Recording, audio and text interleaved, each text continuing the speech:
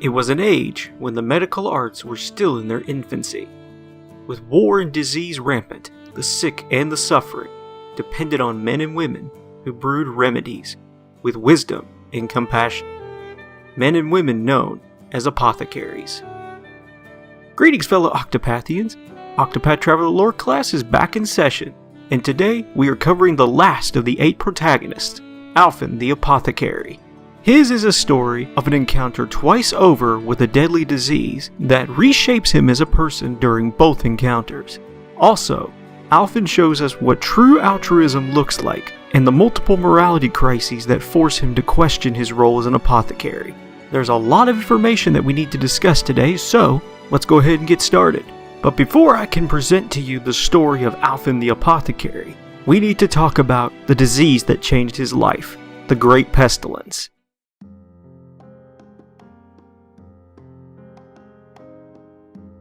It is 10 years before our protagonists set out on their adventures. The Flatlands have just been dealt a major blow with the assassination of Geoffrey Azelhart. And as the Obsidians consolidate their power in Noble Court, a crisis is taking place to the southwest in the Riverlands. The many streams of drinking water that the residents of the Riverlands depend on for their life and well-being has become the vector of a deadly disease. This disease would come to be known as the Great Pestilence, and those afflicted were met with a slow and excruciating death. When a patient is first infected with the pestilence, they begin with flu-like symptoms. Once these symptoms subside, the disease escalates and begins attacking the patient's central nervous system. Slowly but surely, the patient's muscles seize up, and purple blotches begin to appear all over their skin. Once the patient's muscles fully seize up, their central nervous system shuts down, leading to death. Now, the progression of the Great Pestilence may seem like fantastical writing on the part of the dev team, but what if I told you there may have been a real-world inspiration for the Great Pestilence? After doing some research and reviewing medical literature, I believe that I have found the real-world equivalent to this disease.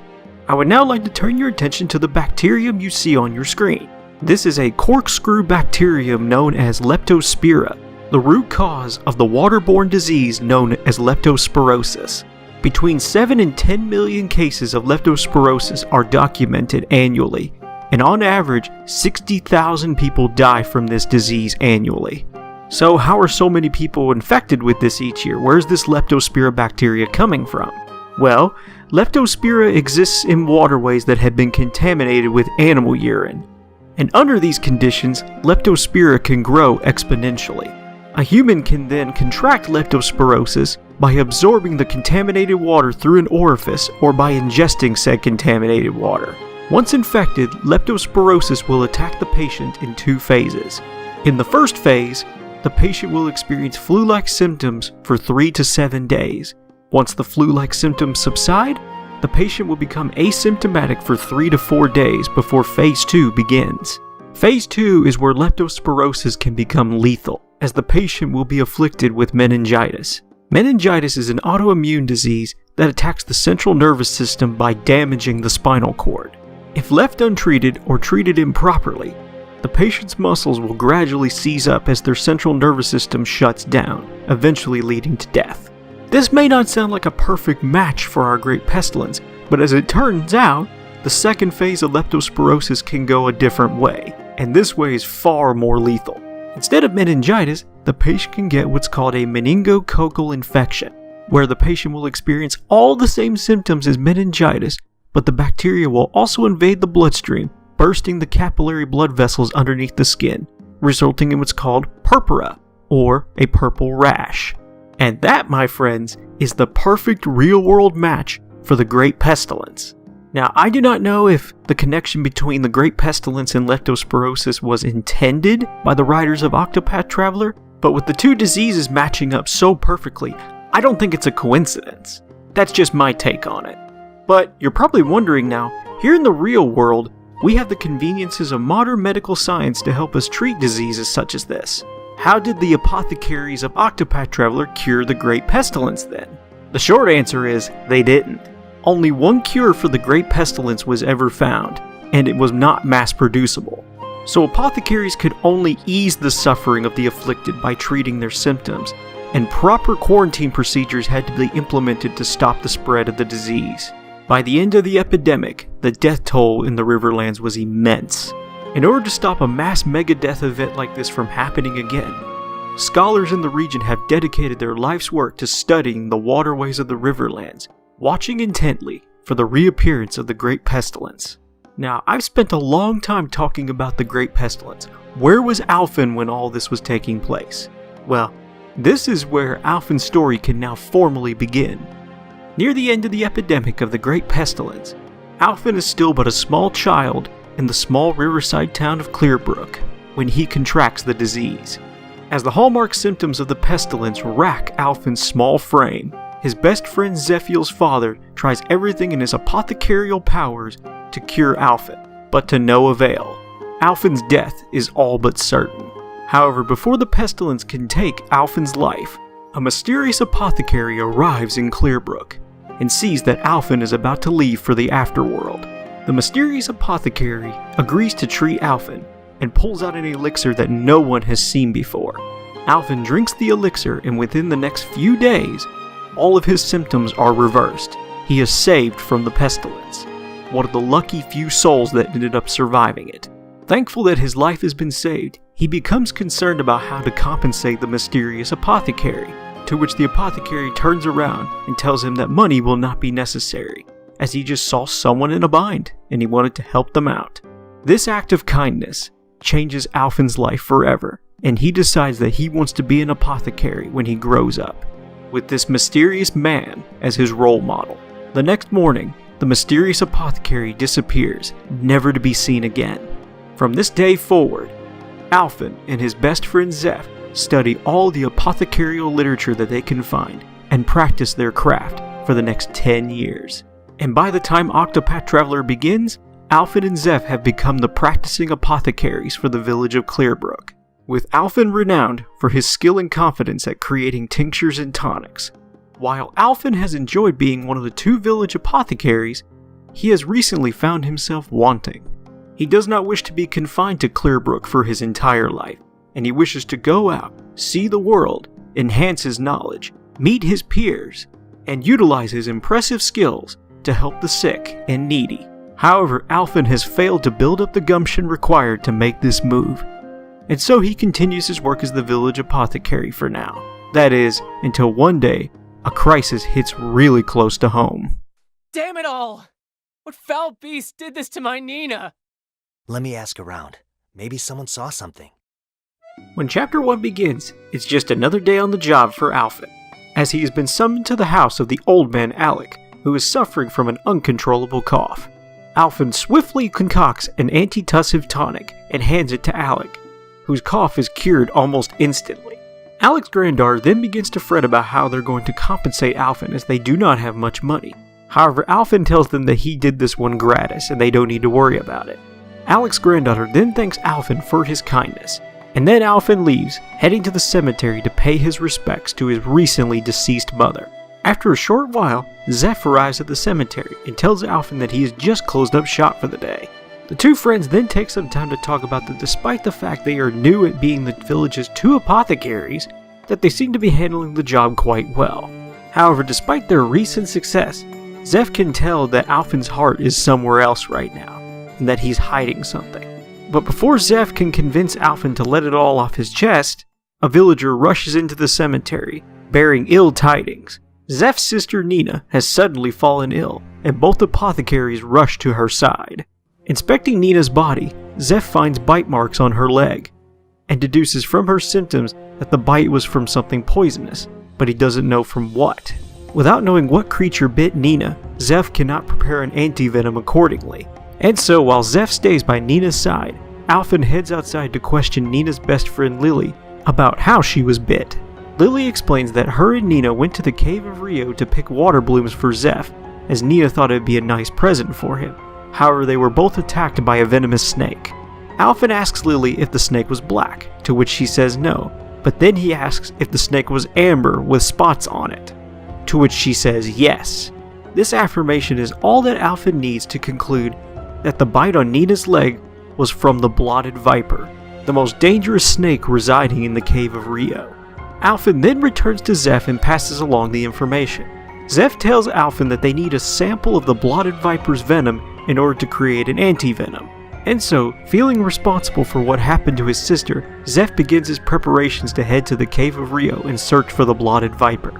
However, Alfyn stops Zeph, saying that his sister needs him right now and that he shall go in his stead.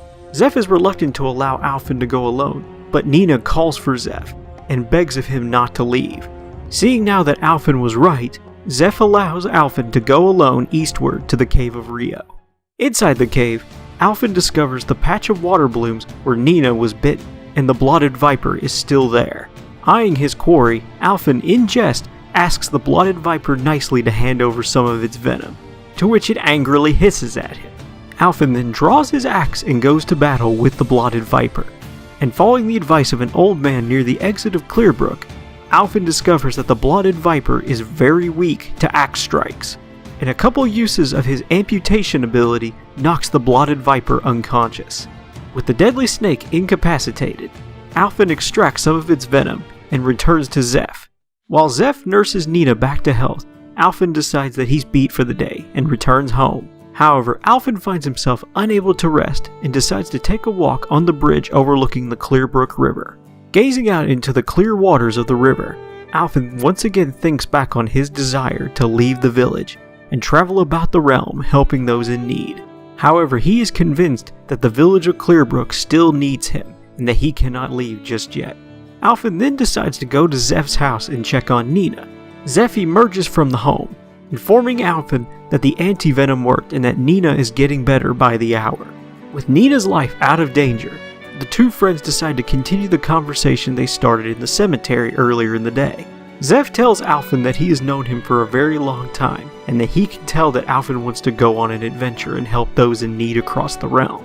However, Alfyn, being the humble man that he is, tells Zeph that his skills pale in comparison to both his role model and Zeph, and that it'd be irresponsible of him to let Zeph take care of the entire village by himself. However, Zeph asserts that he can take care of the village by himself, and implores Alfyn to go out and see the world and help people, as the mysterious apothecary did for him 10 years ago. Zeph's words give Alfyn the encouragement he needs to finally decide to set out on his journey and follow in the footsteps of the mysterious apothecary. The next morning, Alfyn heads to the cemetery to pay his respects to his mother one more time before he sets out on his journey. As Alfyn begins to leave, Zeph stops him one last time, presenting him with a small gift: his satchel. Alfyn, once again being humble, refuses to accept Zeph's satchel without giving him something in return, and so he comes up with an idea. Alfyn will take Zeph's satchel, and Zeph can have Alfyn's satchel.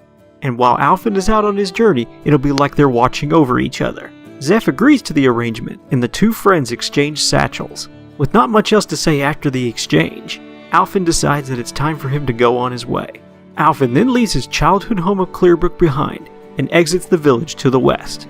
While on the road, Alfyn hears rumors of a sickness that has stricken the city of Goldshore in the coastlands, and thus he decides to make Goldshore the first stop on his journey.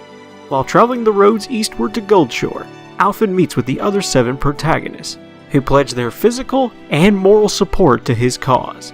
And after weeks on the road, Alfyn and his party arrive at Goldshore, holy city of the coastlands.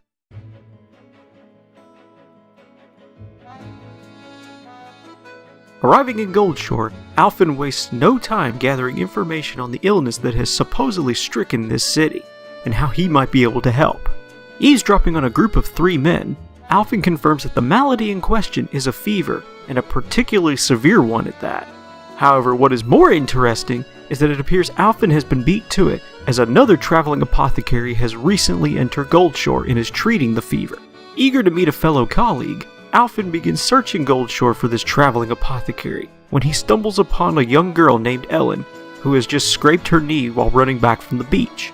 Alfyn explains to Ellen that he's an apothecary, and he proceeds to treat Ellen's scraped knee with his finest balm. After helping her, Ellen wonders if Alfyn can do anything for her sister Flynn, who has been stricken by the fever. So she asks Alfyn if he can accompany her to her home and give Flynn a checkup.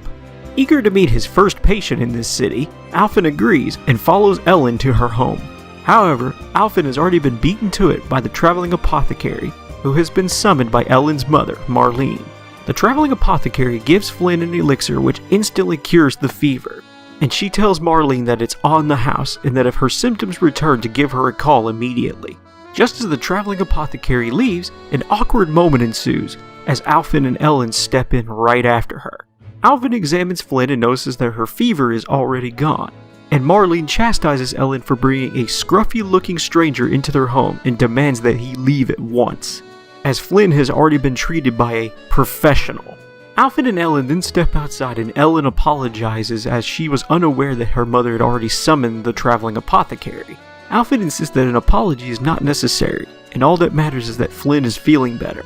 Ellen agrees and heads back inside the house to be with her sister, while Alfyn sees if he can track down the traveling apothecary.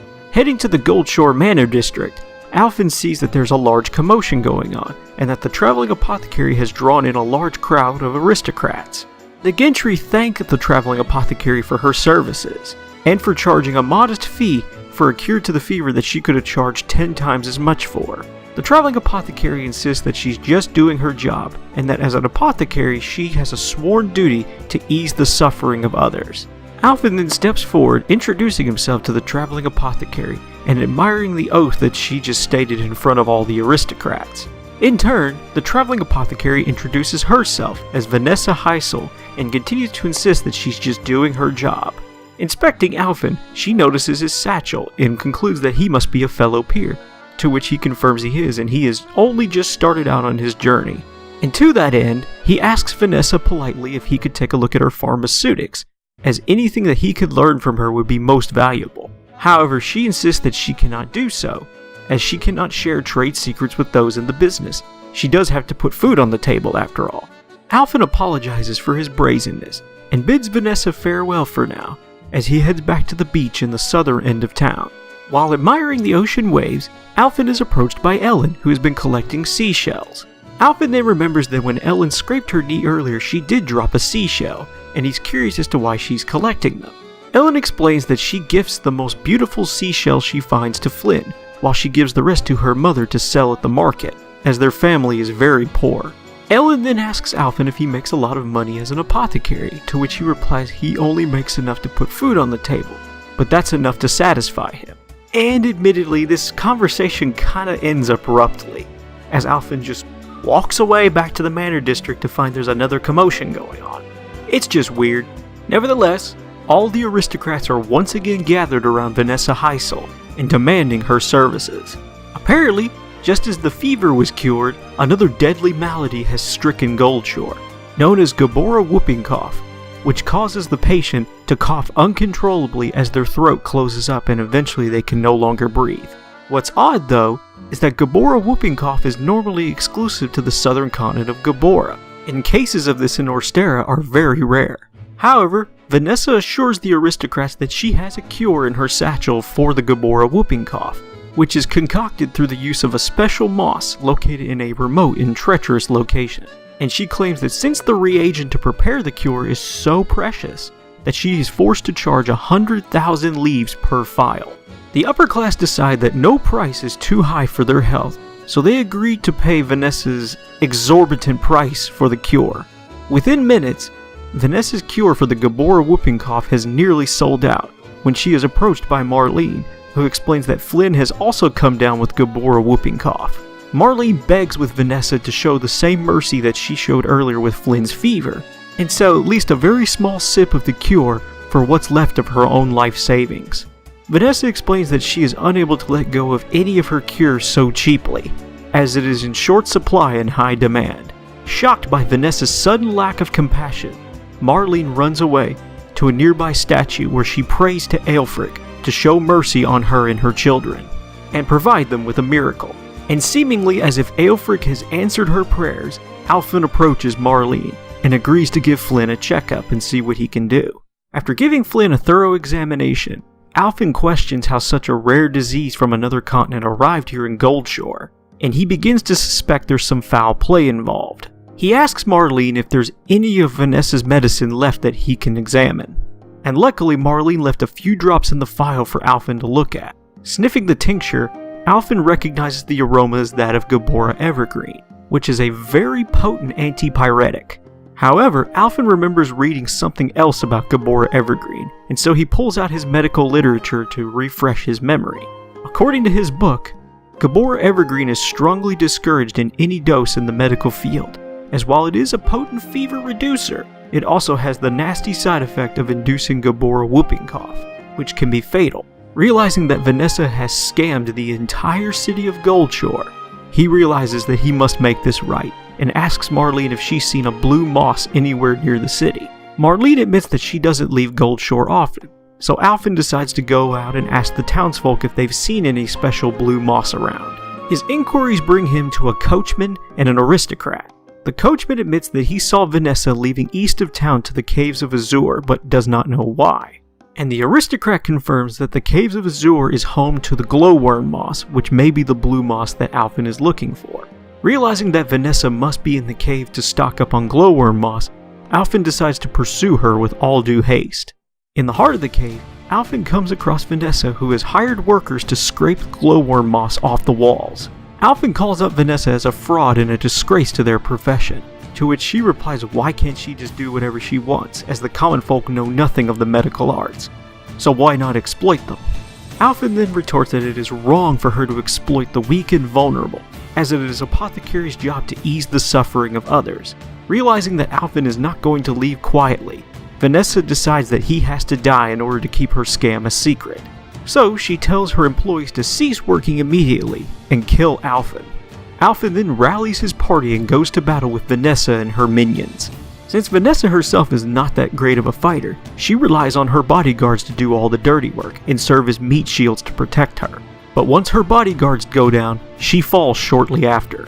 After the battle, Vanessa gets on her knees and pretends to repent, while she looks for an escape route. However, Alfyn sees right through her feint and informs her that the city guards are already on their way to take her to the gallows. But to make absolutely sure that she cannot run away at all, he pulls a branch of Slumberthorn out of his satchel and pricks her on the finger with it. Slumberthorn is apparently the most powerful anesthetic in the realm, and Vanessa falls unconscious immediately after she's pricked. With Vanessa incapacitated, Alfyn scrapes some glowworm moss and returns to Goldshore while the city guard take Vanessa away to the gallows. While on the way back to Ellen's house, Therion stops Alfyn to have a quick conversation about Vanessa, as Therion believes that time in jail is not going to make her introspective. Alfyn tells Therion not to worry about it too much, as Slumberthorn has a less well-known and very nasty side effect. Slumberthorn has the ability to prick a person's conscience, so to speak, and so the vices of their heart will attack them as a nightmare while they're sleeping. And in most cases with criminals, these nightmares will scare them back into being law-abiding citizens again.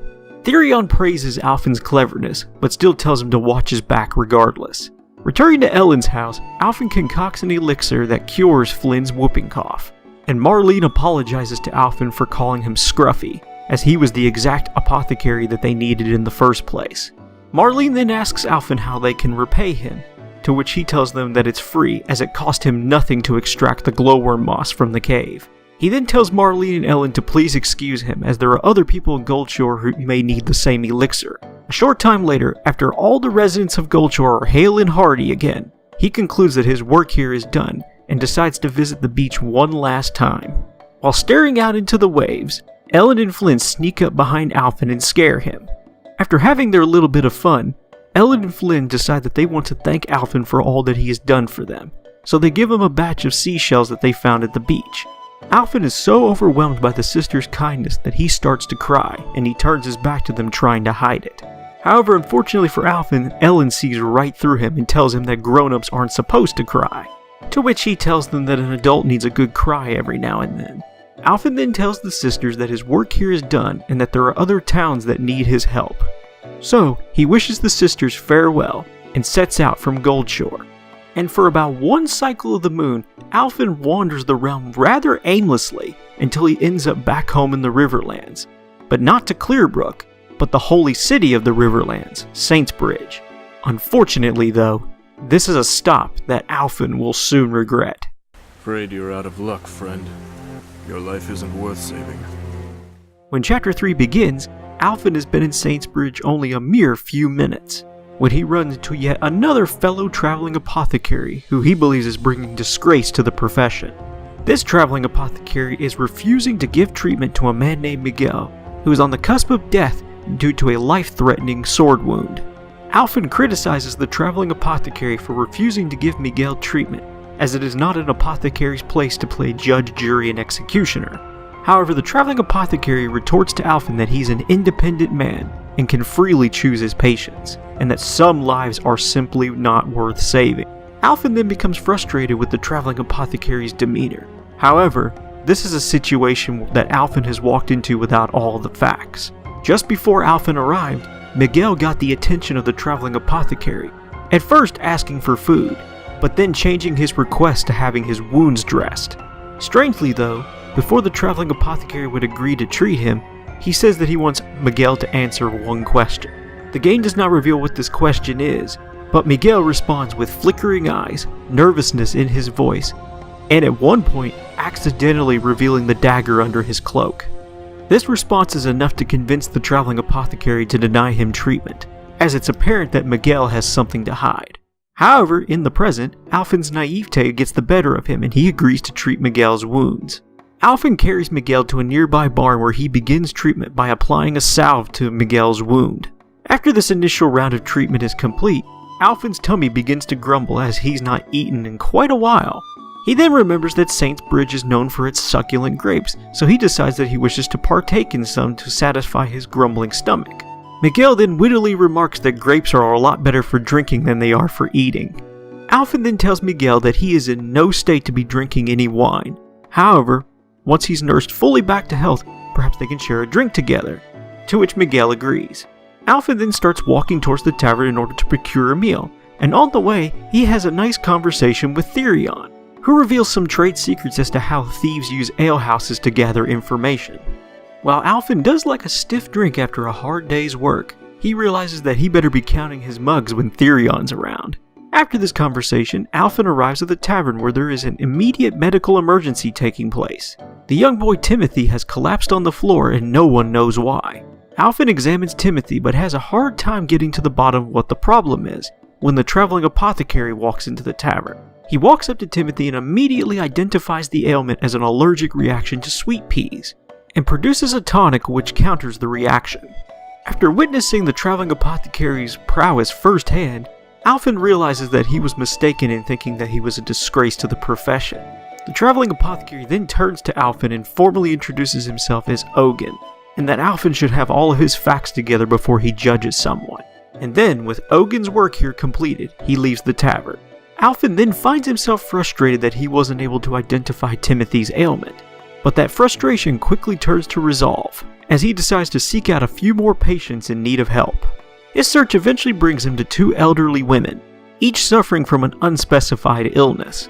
Alfyn nurses both of the elderly women back to health, and inquires if there's a really good place in town to pick grapes, as he wants to share some with Miguel. However, the moment Alfyn dropped the name Miguel to the second of the elderly women, she snaps at Alfyn, telling him that he needs to find better friends, as Miguel is a thief and a murderer. She then explains that Miguel had recently robbed a local estate, and when the butler caught him, Miguel murdered the butler, and he's been on the run from the local militia ever since. Seeing as how the old woman's story is consistent with Miguel's wound, Alfyn finds himself in shock that his patient is a killer.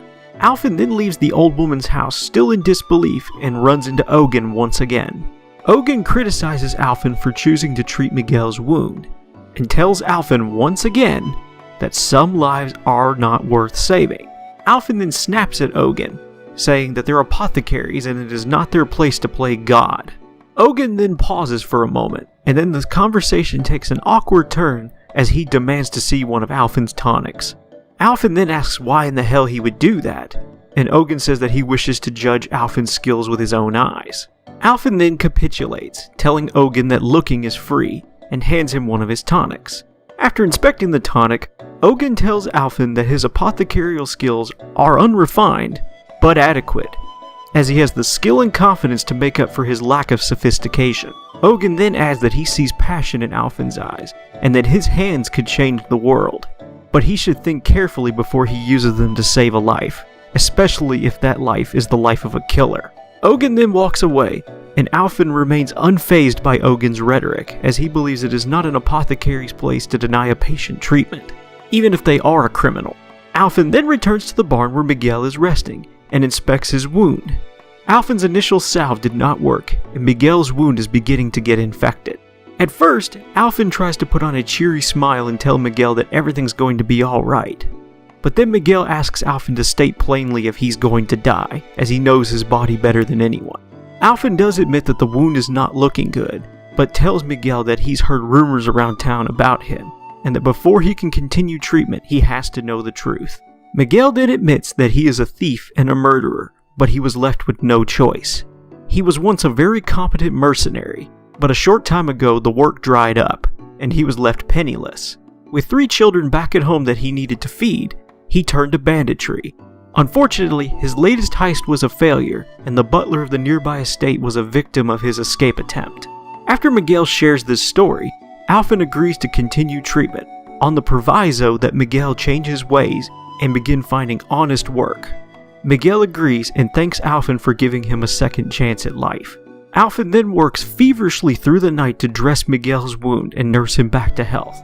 It isn't until the very early morning hours that Alfyn is finally able to catch some rest. Alfyn then awakens around midday and sees that Miguel has already left the barn. Curious as to where Miguel has gone, Alfyn decides to track him down.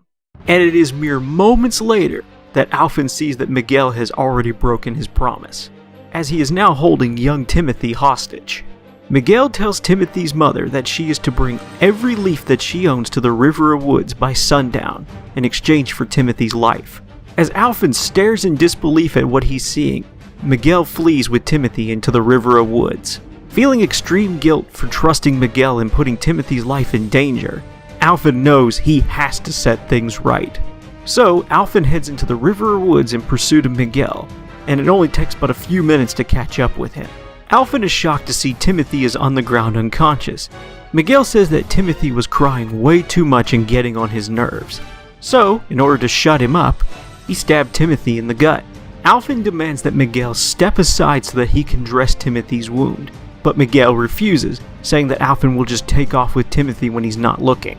Miguel then incorrectly states that he has 4 mouths to feed back at home when he told Alfyn earlier it was 3. And it is here that Alfyn realizes that every word that Miguel has spouted has been a lie. And with that, Alfyn knows that any chance of resolving this peacefully has gone out the window. So he decides there's one way left to set things right. He must kill Miguel by his own hand. Miguel is humored by Alfyn's decision to kill him, and tells him that while he may have told a lot of lies, he was not lying about being a mercenary. He then introduces himself formally as Miguel Twinspears, and no one has survived getting skewered by the tips of his polearms. As Miguel and Alfyn ready their weapons for battle, the party realizes that while this is Alfyn's mistake to fix, he need not fight this battle alone, so they rally to his side, and Alfyn will indeed need all the help he can get, as Miguel is extremely proficient with his spears, capable of attacking multiple targets for severe damage. His strength is so great, in fact, that debuffs targeting physical attack power are required to prevent him from one-shotting party members. However, Miguel has one major weakness in this battle, in that he is still reeling from his wounds with the local militia. So once the party drops his defenses, it does not take very long to defeat him. After the battle, the wound on Miguel that Alfyn treated bursts back open, and he begins bleeding profusely. Miguel then collapses on the ground from the blood loss, and Alfyn runs over to Timothy to start dressing his wounds immediately. After Alfyn finishes his preliminary dressing of Timothy's wound, he picks up Timothy and begins carrying him back to Saintsbridge, leaving Miguel to die. A short time later, Miguel bleeds out, but his soul refuses to rest, harboring heavy resentment towards Alfyn. He will get back at that naive apothecary from beyond the grave, somehow. Arriving back in Saintsbridge, Alfyn returns Timothy to his mother, and spends the next few days nursing Timothy back to full health again. However, before Timothy and his mother can thank Alfyn, he abruptly decides to leave town. On the way out of town, Alfyn finds himself in the middle of a morality crisis, cursing himself for his naivety. While stuck in this moral quagmire, Alfyn runs into Ogen one more time before leaving town. He asks Ogen bluntly what he should have done differently, and Ogen tells him that he just simply made a poor choice, And in fact, Ogen made a similar poor choice many years ago, which resulted in the death of his wife. Ogen then tells Alfyn that there was another apothecary once that held the same ideals as Alfyn. Alfyn then recognizes that he must be talking about the mysterious apothecary that saved him as a child. Ogen then leaves town, and with no one else to turn to, not even the gods themselves, Alfyn calls out to the mysterious apothecary, and that if he can hear him somewhere to please give him guidance. However, Alfyn's calls fall on deaf ears. His soul is now tortured, his morality fractured, and his journey now aimless. Alfyn would then proceed to wander the realm for many days and many nights, not knowing where he should go next. That is, until word reaches his ear of a plague that has stricken the town of Orewell in the Cliftlands. Was this simply luck? Was it the mysterious apothecary answering his calls? Or maybe perhaps was it divine providence? Whatever it may be, Alfyn is convinced that the answers he seeks to his moral dilemma must be in Orewell, and so he sets out immediately. Just leave me here and go on your way. Sorry, old man. I'm here, whether you like it or not. Arriving in Orewell, Alfyn had hoped that merely stepping into the town would be a panacea for his moral dilemma. However, the result is the exact opposite, and he is left with more questions than answers. Alfyn then proceeds to wallow in self-pity for a short while until he spots a man overlooking the Orewell Canyon. Alfyn inquires of the man why he looks depressed, and the man responds that he's depressed because of the plague that has recently hit the town. Realizing that he still has a job to do, Alfyn tells the man that he is an apothecary and asks to be escorted to his patients immediately. Thanking the gods for the arrival of an apothecary, the man escorts Alfyn with zero hesitation to a building that has been set up to quarantine the plague. 6 of Orewell's citizens have already become deathly ill with this plague, and Alfyn wastes no time getting to work. However, as Alfyn works on his first patient, he hears a familiar voice at the door of the building, and turns around to see that Ogen has also arrived in Orewell to help treat the plague. As Ogen approaches his first patient, he presents a moral inquiry to judge whether their life is worth saving or not. Pleased to see Ogen again, Alfyn approaches him and proposes a short-term partnership to deal with the plague. However, Ogen declines, saying that he works alone. Both apothecaries work independently into the late evening hours until Alfyn finally tires out. After a stressful day of work, Alfyn decides to hit up the tavern for a stiff drink, while Ogen remains behind. After Alfyn leaves the quarantine building, Ogen heads over to one of Alfyn's patients and demands that they present the medicine that Alfyn concocted for them. Ogen inspects the tonic and realizes that Alfyn's work has gotten sloppy, so he decides to follow him to the tavern. At the alehouse, Alfyn has just finished ordering the strongest liquor they have on the house, and lies to the tavern keeper about his current depressive state. Ogen then enters, telling Alfyn that lies are not his strong suit, and that is a habit that he quickly needs to break, lest Alfyn forget what the truth actually is. Alfyn at first doesn't say much, but then Ogen proceeds to criticize Alfyn's work with his patients, saying that his work has gotten sloppy. Alfyn admits that his heart really isn't into his work right now, and that he is struggling to find answers after what happened in Saintsbridge. Ogen then tells Alfyn over a mug of mead that he's been searching for answers of his own for the last 10 years and still hasn't found them. This doesn't inspire much confidence in Alfyn, but that gets quickly brushed aside as Alfyn notices something is wrong with Ogen, as Ogen's hands are quaking uncontrollably. Ogen asserts that Alfyn must have had one too many ales and that he's just seeing things. Alfyn knows that Ogen is lying, but he decides to give Ogen some alone time at the tavern regardless. Stepping outside, Alfyn is intercepted by one of the villagers who's complaining that his fever is getting worse. Alfyn recognizes the villager as one of Ogen's patients and inquires why he hasn't went to Ogen directly. The villager claims that something is wrong with Ogen, as earlier in the day he must have dropped his tools some 20 odd times, and he was coughing all over his patients uncontrollably. Alfyn is now certain that Ogen is sick, and he decides to talk to him the next morning. Alfyn asserts that Ogen should get a checkup immediately, to which Ogen refuses, saying that he knows his own body better than anyone else. Ogen then coughs up a lot of blood, and Alfyn insists that he get a checkup right now. Ogen concedes and allows Alfyn to check him from top to bottom, and Alfyn discovers that Ogen's body has been ravaged by several untreated diseases, as well as a purple rash. Ogen then asserts that he is untreatable and storms off to the inn to rest. Worried about Ogen's health, Alfyn realizes that he has to convince Ogen to seek treatment somehow, So Alfyn speaks with one of Ogen's patients to see if there's anything he can say that'll get through to him. The patient does tell Alfyn that Ogen has been muttering a name a lot recently, Melissa.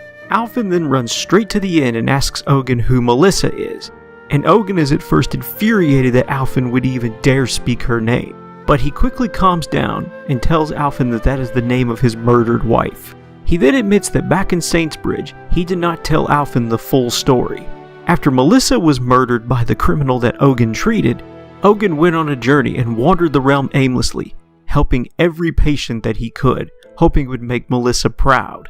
However, Ogen one day ran across the criminal that murdered Melissa, and found out that he now had a family, and was living a happy, carefree life. At that moment, Ogen snapped, and he waited for the criminal to be alone, and he killed him in one fell stroke.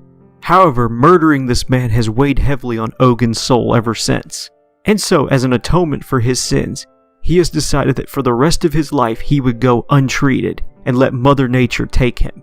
And so he has intentionally allowed every plague and pestilence of the realm to ravage his body. And now he is at death's door. He then implores Alfyn to let him die, and forget that they ever met. Alfyn does not know what to say at this point, so he steps out of the inn, confused at what his next move should be.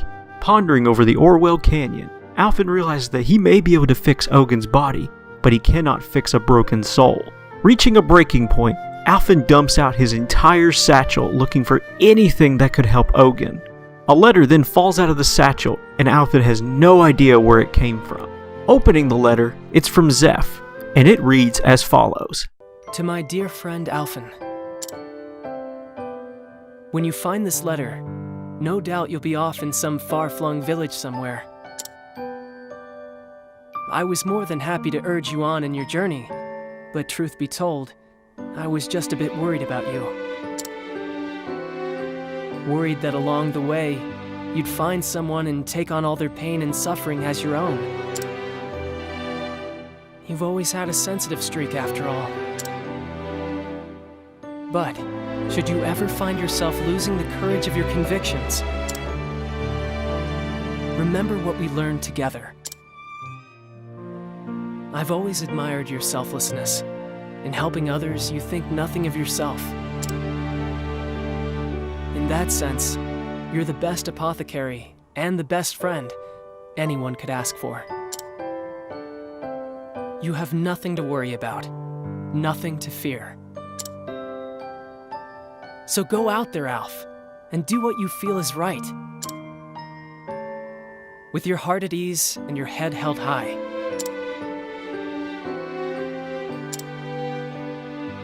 P.S. This is far too embarrassing to say in person, so I'll just hide this letter underneath all your stuff. That idiot. After reading the letter, Alfyn cannot help but shed a few tears of happiness, as he finally has the answers to his dilemma, and they were with him the entire time. Resolved to fix Ogen's condition by any means necessary, Alfyn returns to the inn, and tells Ogen that he doesn't care that he's a sinner or a murderer. He is going to find a way to fix him no matter what. Ogen laughs at Alfyn's newfound chivalry, but Alfyn is unfazed and storms out of the inn like a man on a mission. Stopping outside the quarantine house, Alfyn deduces based on Ogen's symptoms that he must be afflicted with the same disease that racked his own body as a child, the Great Pestilence. Alfyn then thinks back to the mysterious apothecary and tries very hard to remember any details about the elixir that he gave him. Alfyn eventually gets past his mental block and remembers that the mysterious apothecary mentioned the feather of an ogre eagle as being part of the elixir, and that the ogre eagle's territory is in the forest of Rubeh just outside of Orewell. However, the ogre eagle is the most dangerous predator in all of Orstera, and the mysterious apothecary warns Alfyn never to go there, lest he be snatched up and taken to the clouds, never to be seen again. However, with Ogen's life on the line, Alfyn has no choice but to do battle with an ogre eagle and attempt to take one of its feathers. So, with such a dangerous battle ahead, Alfyn rallies the party and they head to the forest of Rubeh. In a clearing gazing out into a majestic waterfall, the party is suddenly attacked by an ogre eagle that has arrived to defend its territory. Alfyn and the party go into battle with the vicious predator, and they quickly come to understand why the ogre eagle is so feared. Its claws are capable of inflicting every physical debuff that is possible. Blindness, poison, confusion, strength down, defense down, and the Ogre Eagle can debilitate the entire party with one strike. Also, the Ogre Eagle is extraordinarily resilient to both magic and physical attacks, as well as having a high health pool. This is, without a doubt, the toughest battle that the protagonists have had to face so far, and it is a very long and trying battle. But with Alfyn working his damnedest to counter the debuffs of the creature, the party eventually manages to knock a pinion off of the Ogre Eagle, and the creature flees. With the feather of the Ogre Eagle in hand, Alfyn hastily returns to the inn in Orewell. Duplicating the mysterious Apothecary's elixir from 10 years ago, Alfyn successfully rids Ogen's body of the Great Pestilence. After witnessing Alfyn's skill and selflessness firsthand, Ogen finally understands why Alfyn seems so familiar. Ogen was cured himself 10 years ago by a mysterious apothecary, and as it turns out, this is the very same apothecary that cured Alfyn of the Great Pestilence. When Alfyn reveals that the very same man cured him as well, Ogen now believes that it all makes sense, and that Alfyn is carrying on the man's legacy. Alfyn then inquires of Ogen if he knows more about the mysterious apothecary, and Ogen reveals the name of the man to be Graham Crossford. He then explains that 12 years ago, Graham started traveling around the realm looking for a cure to the Great Pestilence in order to save his wife. It took 2 years of work, but Graham was able to successfully concoct the elixir, but he was too late. However, Graham would come to meet Alfyn shortly afterwards, and his elixir would not go to waste. After curing Alfyn, that's when Graham ran into Ogen in Goldshore. While Ogen was recovering, Graham told him about how he gave the elixir, originally meant for his wife, to a small, bright, and promising young boy. Ogen now realizes that the boy is Alfyn, and that fate has brought them together for a reason. Eager to hear if Graham still lives, Alfyn asks Ogen what became of Graham, and Ogen responds that last he heard, Graham had wandered off into parts unknown, never to be seen again. Alfyn is disappointed to hear that his role model is gone, so he decides to pay tribute to Graham by building him a makeshift grave at the north end of town. This act of tribute is actually highly ironic, considering Alfyn had a hand in slaying the Red Eye, the creature that was formerly Graham Crossford. Ogen comes to admire Alfyn's work, and says that thanks to Alfyn's elixir, he will live for a little while longer yet. Ogen then thanks Alfyn for helping him to remember what it truly means to be an apothecary. With newfound passion in their hearts, the two apothecaries bid each other farewell, and each return home. Ogen to Northreach, and Alfyn to Clearbrook. And this is where Alfyn's story comes to an end. With the journeys of the 8 protagonists now complete, you would think that they will have all earned a well-deserved rest. But it is not to be, as the fate of the world will soon hang in the balance. In the ruins of Hornburg, the machinations of the true leader of the Obsidians are about to come to fruition. Father, your return is almost upon us. Soon the world shall remember your boundless mercy. Oh, Kit, you've no idea the greatness that you're about to be a part of. And now, if you'll excuse me, I have a gate to open. See you all soon. And with that foreboding preview of what's to come, that shall wrap up today's lore discussion on Alfyn the Apothecary. In the next episode, we are bringing the main plot of Octopath Traveler to an end by discussing the lore and backstory of the villainess responsible for everything. We will not only be traveling all around the continent, but also through time as well, as her numerous schemes span centuries. Those of you who have played the game know exactly who I'm talking about, but for the sake of suspense to those who have not played the game, I will not be revealing her identity here today. All I can say is, come back next time for the lore of the villainess behind it all. So with that, I will leave this episode here. As always, if you haven't subscribed to this channel yet, please make sure that you do so. If you liked the video, be sure you give it a thumbs up and share it with your friends. And if you disliked it, show it to your enemies. And if you're feeling vocal, use the comment section down below. And with that, Octopath Traveler lore class is adjourned. Thank you so much for watching. I will catch you next time.